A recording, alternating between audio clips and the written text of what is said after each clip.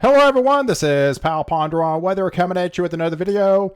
In this update, we're going to be talking about Tropical Storm ETA that looks to become a hurricane and probably a major hurricane by Tuesday morning with catastrophic flooding over Nicaragua and Honduras, with a possible movement back into the Caribbean and regenerate. So before I do get started, if you do like weather-related content, please subscribe to my channel, as I will upload about 5 videos a week to keep you updated.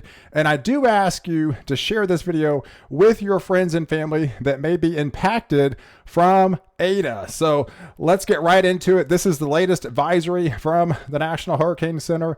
The recon plane finally came out there this afternoon and found 65-mile-per-hour winds. So that is an upgrade.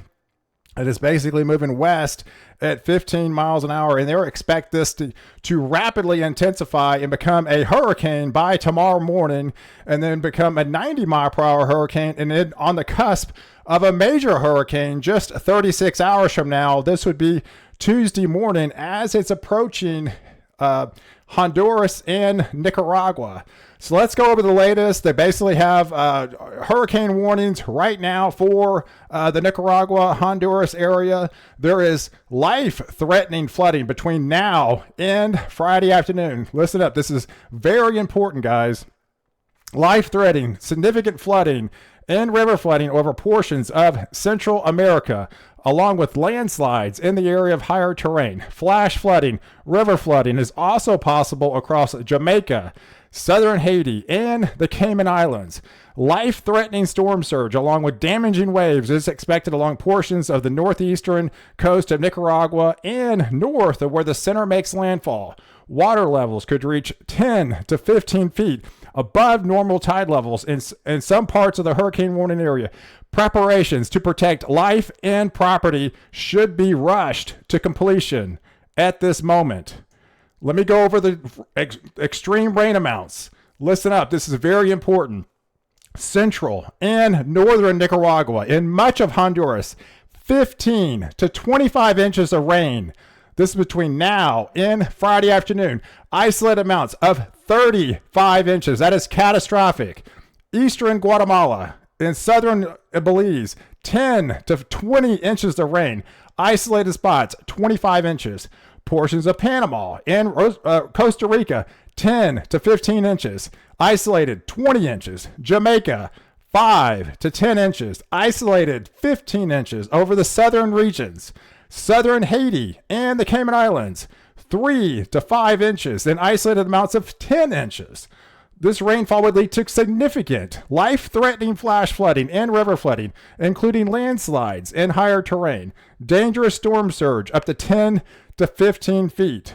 This is serious stuff. If you may remember, this could be the most rainfall they've received in that area since Hurricane Mitch, and that was a devastating storm. This storm back in 1998, it unfortunately had 11,000 casualties with this storm. This storm rapidly developed into a very powerful Category 5. This is supposed to expected to reach to a Category 3. So it's not going to reach Mitch status, fortunately, but the rainfall could match Mitch status as it comes ashore.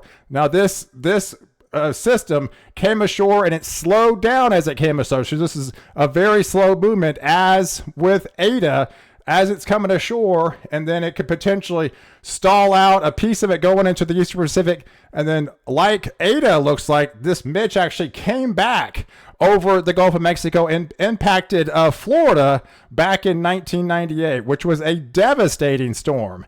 Now let's kind of take you look through the latest high resolution HWRF model. This is the hurricane model. This is kind of a timeline. This would be tomorrow morning on Monday morning. It is already would form an eye by then. From the latest hurricane model, as this is rapidly developing over into pretty intense hurricane.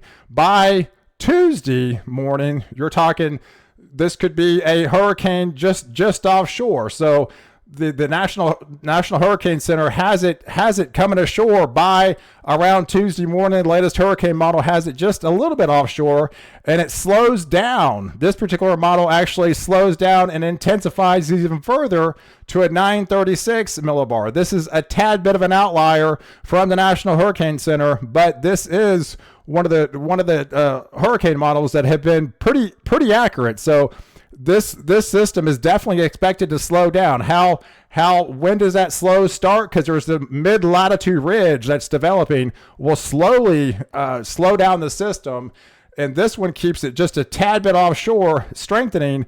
And as it finally comes ashore on Wednesday instead of Tuesday at a 941 millibar hurricane, would be a very strong hurricane.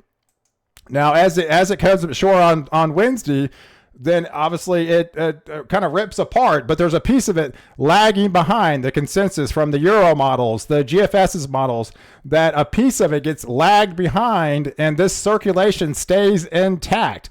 If this were to come to fruition, it would remain over open waters and possibly regenerate. And by Friday, this would take it, look at the eye. This is just incredible. This is why they're considering this a little bit of an outlier, but it's not an outlier as far as the intensity. Now, the movement for it to come back offshore, most of the guidance is somewhat in agreement of that after it moves in. So the intensity, that's what the National Hurricane Center doesn't line up with, because this would be another significant hurricane just off the coast, Belize and Cancun. It looks like it comes on shore and the circulation will remain intact. So it'll keep ETA. So the first 5 days is pretty much in the cone where it goes directly into Honduras and Nicaragua. The uncertainty is when it comes back, what actually happens after then. Does it possibly regenerate into the same system? Because by Friday, what's happening is the steering currents become really light over the United States. There's a significant ridge that's coming across, and the temperatures warm up drastically over the United States of 15, 20, 25 degrees above normal, keeping the steering currents really light for ETA in the Caribbean just to kind of sit and spin. This would be another 5 days from now. So from that particular map that I just showed you, this would be November the 10th. So you can see the steering currents don't go anywhere for an extended period of time after it potentially comes back over water because of the ridge over the United States. Now, there is some guidance that a very strong cold front would come in, but this is not until the 10th. And by the 11th, we finally might see some movement, as it's probably somewhere in this vicinity, and it finally may be able to lift northward, and this will take it out to sea. But this could be a long duration of event talking about ETA. Here is the latest European probability guidance. This is from Friday through next Sunday. Has it coming back from into the Caribbean and just basically sitting there, getting trapped under that ridge to the north.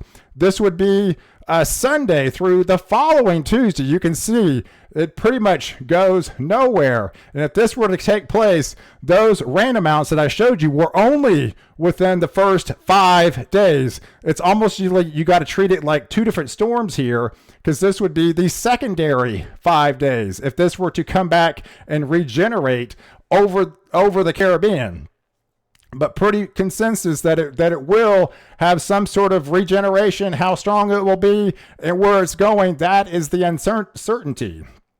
Because you can see from the latest ensemble member guidance, most of them have it taking from the European model, have it coming in to Nicaragua and Honduras with that catastrophic flooding, coming back over the open waters and sitting there. Some of these are like 168 hours, 192 hours. You can see that's from right now, 192 hours away from right now. It would be over the Caribbean, just sitting, waiting to somewhere to go. And here's the GFS model kind of implies the same way. It's not until look at that, 240. That's 10 days from now. We might be able to, because of that ridge, finally, with that strong cold front, we'll finally push it off to sea. So we have, this could be an extended period for ETA to talk about over the next 10 days as it comes ashore as a major hurricane and then potentially comes back, because the steering currents are very light. And you can see this is from now on through November the 16th. This is a long time frame. The models are really uncertain where all this is going. Does it stay in the Caribbean? Does it lift up to the north? You can see these bending off from the cold front that would be coming into the United States by then, but that is a long time away. You're talking 2 weeks. So we're gonna be possibly dealing with ETA for an extended period of time. And obviously, I split this up so you can kind of see how this is going to unfold. This would be your first 5 days of rainfall. This is what it is depicted from the National Hurricane Center, basically from now through Thursday into Friday afternoon. Here's the island of Jamaica. This is a graph. Pretty much, yes, they're outlining 5 to 10 inches of rainfall with some isolated spots. And the purple area would be your 15 to 20 inches. Here's your bullseye zone from when it makes landfall. Amounts go up to 33 inches of rain. But if this thing comes back and stalls over the Caribbean, we would add another 5 days to that. This is collectively November the 10th now. So you would add to those totals and obviously more extreme rainfall on top of the 5 to 10 inches. Now you're getting into the 20 to 25 plus inches in Jamaica, over the Cayman Islands. And this would extend a little bit further north as this cold front moves in and finally may sweep it offshore. But this is a long time from now. So we may be talking about ETA for an extended period of time, unfortunately, and treat it like 2 different storms. So I do plan on updating on this system twice a day, early in the morning and later in the evening, every day. So you will get the latest information on this particular historic event that might unfold over the next 7 to 10 days, if not longer. So I appreciate you guys watching. Please like this video. Definitely leave your comments below. And don't forget to subscribe to my channel to catch me in the next video where I protect you before and after the storm.